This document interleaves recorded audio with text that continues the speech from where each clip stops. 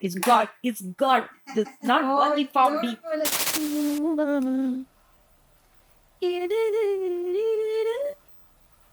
ಇದ್ದೀನಿ ಮೀನ್ಸ್ ನಾನು ಕನ್ನಡ ಕಲಿತಾ ಇದ್ದೀನಿ 1 month ಲೋಪಲ ಫುಲ್ ಕನ್ನಡ ಫ್ಲೂಯೆಂಟ್ ಆಯ್ತು will be. Oh God, please forgive me. You leave the room. We need you to sing one Kannada song. Okay, done.